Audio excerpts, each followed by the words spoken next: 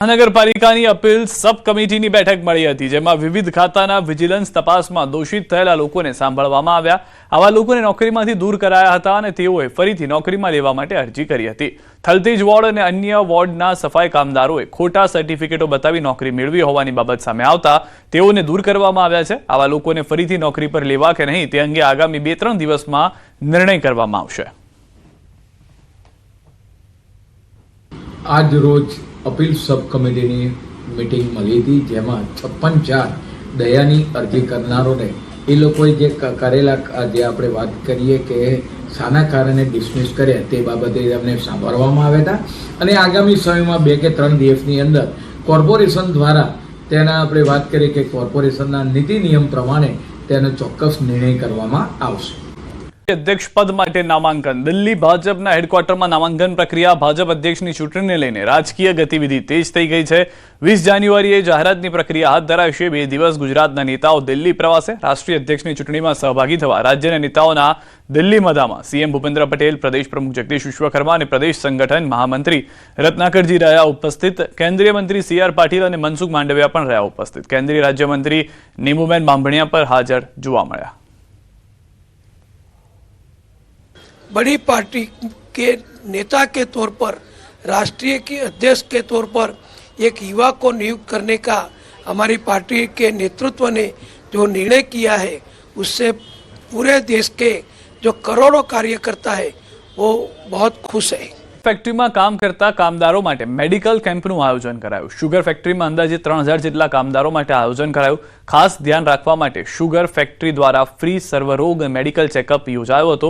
આ મેડિકલ કેમ્પમાં નિષ્ણાત ડોક્ટરો દ્વારા ચકાસણી કરાઈ. અહીં મજૂરી કરતા શ્રમિકો અને શુગર સ્ટાફ અને આજુબાજુના ગામના અનેક લોકોએ કેમ્પમાં ભાગ લીધો હતો. ખાસ અહીં આવતા શ્રમિકોને સિકલ સેલ અને કરમિયાથી પીડાતા રોગવાળા દર્દી વધુ પ્રમાણમાં જોવા મળ્યા હતા. જોકે તમામ રોગોના દર્દીને ફ્રી ચેકઅપ કરી વધુ ગંભીરતાથી લઈને જો દવા જરૂર પડે તો વડોદરા ખાતે ધીરજ હોસ્પિટલમાં વધુ સારવાર માટે મોકલવામાં આવ્યા અને આ તમામ દર્દીઓને મફત સારવાર આપવામાં આવી રહી છે.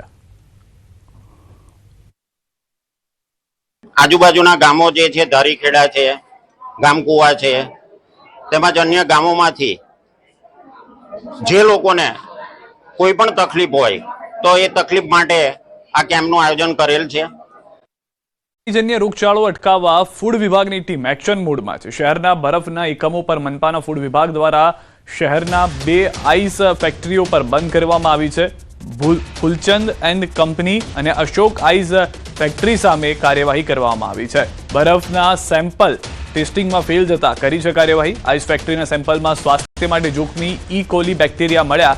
બંને ફેક્ટરીઓ પર બરફના ઉત્પાદન અને વેચાણ પર ફૂડ વિભાગે રોક લગાવી છે.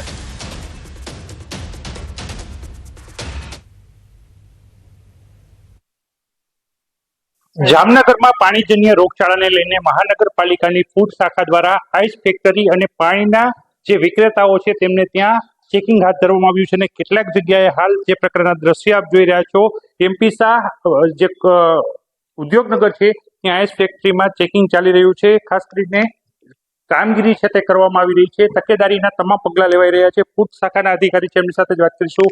શું કહેશો, કયા પ્રકારની જામનગરમાં કાર્યવાહી અને શું તકેદારી રાખવામાં આવી રહી છે?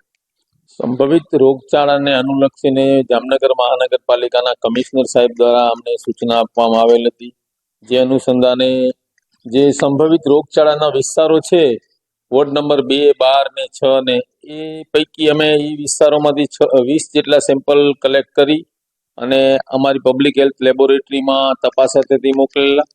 જે પૈકી અત્યારે અમને આ 2 આઈસ ફેક્ટરી છે, અશોક આઈસ ફેક્ટરી અને ભૂલચંદ એન્ડ કંપની, આ બંનેના પાણીમાં E. coli બેક્ટેરિયાની હાજરી જોવા મળેલ છે. જેથી આ બંને ફેક્ટરીઓનું ઉત્પાદન અને વેચાણ બંધ કરાવવામાં આવેલ છે.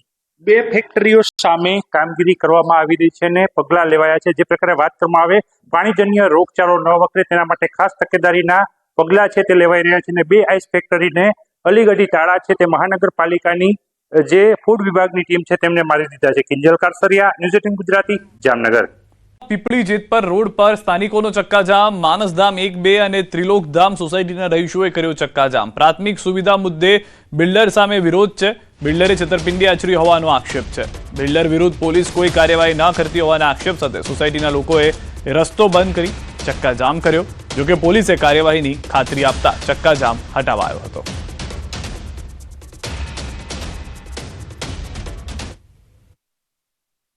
કુલ 4 સોસાયટીના રહીશોને બિલ્ડરે પ્રાથમિક સુવિધાઓ ન આપી હોવાનો તેઓનો આક્ષેપ છે તથા બિલ્ડરે જે તેઓને વાયદા કરેલા છે તે પ્રમાણેનું કામ પૂરું કરેલ નથી. તેઓ રોડ, રસ્તા, ગટર જેવી પ્રાથમિક સુવિધાઓ નથી આપેલી તેવી તેઓનો આક્ષેપ હોય તે બાબતેનો તેઓને રોષ હોય તેઓએ ચક્કાજામ કરેલ હતા, જે બાબતે તેઓને ફરિયાદ લેવાની બાહેધરી આપતા તે રસ્તો તેઓએ ખોલેલ છે. પાટણમાં હારીજ નગરપાલિકાના ભાજપના 11 કોર્પોરેટરોએ કર્યો છે બળવો. નગરપાલિકાના પ્રમુખ માત્ર મિટિંગમાં જ હાજર રહેતા હોવાના આક્ષેપ. કોર્પોરેટરોએ પ્રમુખ તેમજ ઉપપ્રમુખ વિરુદ્ધ સૂત્રોચ્ચાર કરી નોંધાવ્યો છે વિરોધ. 1 મહિના પહેલા હારીજ નગરપાલિકાના ભાજપના 11 કોર્પોરેટર દ્વારા પ્રદેશ ભાજપને કરી હતી લેખિતમાં રજૂઆત. પ્રદેશ ભાજપ તરફથી જો માંગણીઓ સંતોષવામાં નહીં આવે તો કોર્પોરેટર પદેથી રાજીનામું આપવાની ચીમકી ઉચ્ચારી છે. મારા જ વોર્ડમાંથી બધી મહિલાઓ આવી હતી તો એમને એવું કહી દીધું, જે અહીંયા વણકરવાસમાંથી, કે અહીંયા આવી રીતે આવીને ઉબાડો નહીં કરવાનો, એમના કાન બંધ કરી દીધેલા. હવે આ કોઈ એમનું રીત નથી કે કાન બંધ કરી દે. ઓલા લોકો એવી ચીમકી આલીને ગયા કે જો તમે આવી રીતે નહીં સાંભળો તો અમે તમારા ઉપર કેસ કરી દઈશું. તો બી એમને પ્રમુખ સાહેબને કોઈ ફરક પડતો નથી. બીજી વસ્તુ કે અહીંયા આપણે આ પાણીની ગટરની જે વાત છે એ ટેન્ડર એમને કઈ રીતે કર્યા, કઈ રીતે પાસ કર્યા, અમને કોઈને જાણમાં જ નથી લીધું. અમે રજૂઆતો કરવા આવીએ છીએ તો પ્રમુખ ઉપપ્રમુખ હાજર જણાતા નથી. અમે 11 કોર્પોરેટરો સાથે મળીને અહીંયા આવ્યા અત્યારે તો પ્રમુખ ઉપપ્રમુખ કોઈ હાજર છે નહીં. અમે કોર્પોરેટર પદે ચૂંટાયા પછી 10 મહિના થયા, આજ સુધી કોઈ પણ અમારી સમસ્યાનું નિવારણ આવતું નથી. મારા વોર્ડમાં 3-4 જગ્યાએ પીવાનું ગંદુ પાણી મિક્સ થાય છે, એનો નિકાલ થતો નથી. કોઈ પણ સમસ્યાનું હલ થતું નથી. તમે જાતે પૈસા ખર્ચી અને કામ કરાવો તો ઠીક છે, પાલિકા કોઈ પણ કામ કરતી નથી. અમે આની રજૂઆત 1 મહિના પહેલાં પક્ષને કરી કે ભાઈ આનો કોઈક નિકાલ લાવો, પ્રમુખ બદલો અથવા ગમે એનો નિકાલ લાવો, કારણ કે કામ કોઈ અમારા થતા નથી. અમે ઘડી જઈએ છીએ પાટણ અથવા હારીજ નગરપાલિકા મામલતદાર ઓફિસે, પણ તોય છતાં અમારો કોઈ પ્રશ્ન સાહેબ સાંભળતા નથી. અત્યારે હું અહીં નગરપાલિકામાં આવી છે પણ કોઈ સાહેબો હાજર છે નહીં. ભાજપ શાસિત હારીજ નગરપાલિકામાં ખુદ ભાજપના જ ચૂંટાયેલા કોર્પોરેટરો ક્યાંક વિરોધ કરી રહ્યા છે. દ્રશ્યો બતાવીશ કે જે રીતે હારીજ નગરપાલિકામાં જે ચૂંટાયેલા મહિલા કોર્પોરેટરો છે તે ક્યાંક પ્રમુખ સામે મોરચો માંડીને બેઠા છે. કોર્પોરેટરોનો આક્ષેપ છે કે હારીજ વિસ્તારમાં જે વિકાસના કામો થવા જોઈએ તે ક્યાંક પ્રમુખની ગેરહાજરીના કારણે વિકાસના કામો રૂંધાઈ રહ્યા છે. એટલે કે જે રીતે ચૂંટાયેલા કોર્પોરેટરો પ્રમુખને રજૂઆત કરવા આવે છે પરંતુ પ્રમુખ જ ખુદ ક્યાંક ઓફિસમાં ના મળવાના કારણે ખુદ ચૂંટાયેલા કોર્પોરેટરે સ્થાનિક લોકોનો સામનો કરવો પડે છે. એટલે કે જે વિસ્તારમાંથી ચૂંટાયા છે તે ચૂંટાયેલા કોર્પોરેટરો ત્યાં સ્થાનિક લોકોને પોતાની સમસ્યા રજૂઆત તો કરે છે પરંતુ જે કામો થવા જોઈએ, વિસ્તારમાં ઉભરાતી ગટોરીની સમસ્યા હોય, પીવાના પાણીની સમસ્યા હોય, રોડ રસ્તાની જે રીતે સફાઈની સમસ્યા, અનેક સમસ્યાઓ હારીજ નગરપાલિકામાં છે. પરંતુ હારીજ નગરપાલિકાના જે ચૂંટાયેલા પ્રમુખ છે, જે પ્રમુખ બોડીએ નક્કી કર્યા છે તે બોડી પ્રમુખ હાજર ન રહેતા હાલ જે લોકોએ પ્રમુખને બેસાડ્યા હતા તે જ ચૂંટાયેલા કોર્પોરેટરો હવે ક્યાંક પ્રમુખ સામે બાયો ચડાવી છે. એટલે કે પોતાની રજૂઆતો સાંભળવામાં ના આવવાના કારણે હવે પ્રમુખ સામે મોરચો માંડીને બેઠા છે અને કહી રહ્યા છે કે આવનારા સમયમાં જો સમયસર પ્રમુખ નગરપાલિકા કચેરીએ હાજર નહીં રહે અને કોર્પોરેટરોની રજૂઆત જો સાંભળવામાં નહીં આવે તો તમામ કોર્પોરેટરો ક્યાંક રાજીનામાની પણ ચીમકી આપી રહ્યા છે. અશરફ ખાન, ન્યૂઝ 18 પાટણ. સપાટી પર પહોંચ્યા છે જેમાં 10 ગ્રામ સોનાના ભાવ 1.5 લાખ અને ચાંદીના ભાવ 3 લાખને પાર થયો છે. ત્યારે જોઈએ કે સુરતના સોની વેપારીઓ શું કહી રહ્યા છે.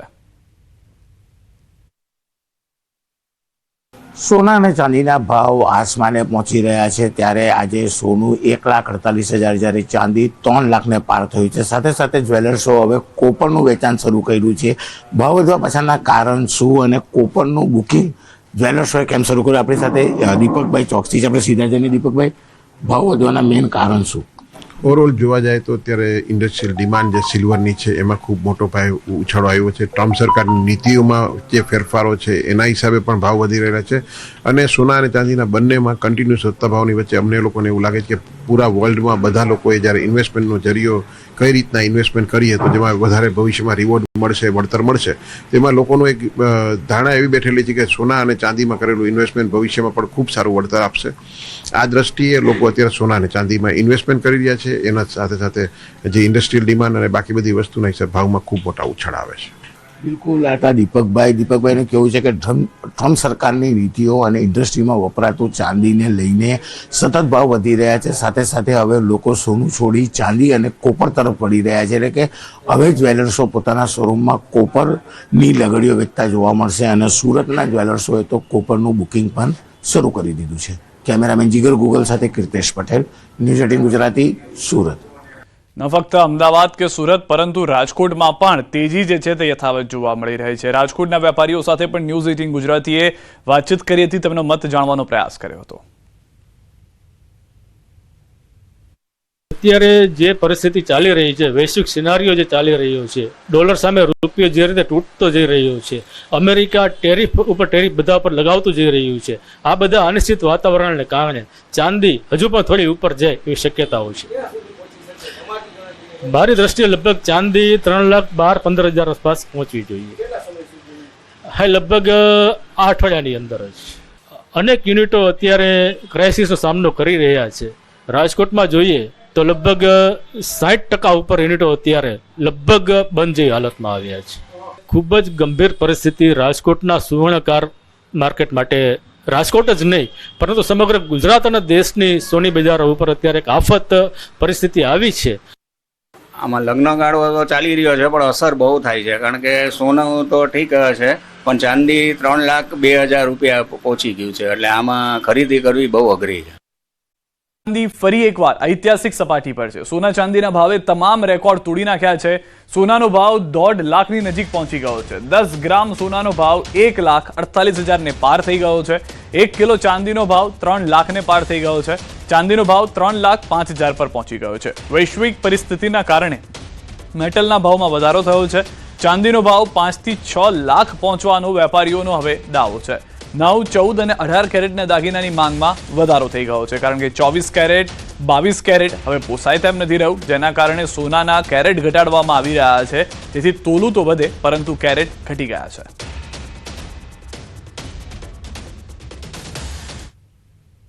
ફરી એક વખત સોના ચાંદીએ પોતાનો જ રેકોર્ડ તોડીને આગળ વધી રહ્યો છે અને ઐતિહાસિક સપાટી ઉપર સોનું અને ચાંદી હાલે પહોંચી ગયું છે. ત્યારે ખરેખર તેને લઈને માર્કેટમાં શું સ્થિતિ છે, માર્કેટ આ સોના ચાંદીના જે ભાવ છે તે કઈ જોઈ વાતનો પ્રયાસ કરશું સોના ચાંદીના વેપારી કાલ્પનિક ચોકસી પાસે. કાલ્પનિકભાઈ, સોના ચાંદીએ પોતાના જ રેકોર્ડ પર રેકોર્ડ તોડી રહ્યો છે અને ફરી વખત સોનું અને ચાંદી છે તે આ સપાટી પર પહોંચી ગયું છે, ઐતિહાસિક સપાટી ઉપર છે. શું અસર જોવા મળ્યું છે કે પાછળનું કારણ શું છે કે જે આ ભાવ છે તે આટલો હાઈપ સુધી પહોંચી ગયો છે?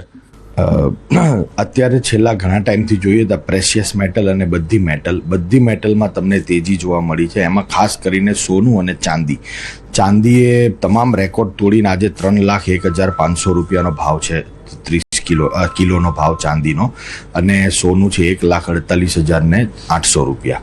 આ ભાવ વધવાનું મુખ્ય કારણ છે કે જે અત્યારે પ્રેઝન્ટ વર્લ્ડની જીઓપોલિટિકલ સિચ્યુએશન્સ જે ચાલી છે, જે અમેરિકા, યુરોપના નાટો કન્ટ્રીઝ વચ્ચે જે ગ્રીનલેન્ડ માટે ખેંચતાણ છે અને સાથે કે ચાઇના જેવા મોટા કન્ટ્રીએ જે વિશ્વનું 70% સિલ્વરને એક્સપોર્ટ કરતું એને એનું એક્સપોર્ટ બંધ કરી દીધું સિલ્વરનું 1 જાન્યુઆરીથી.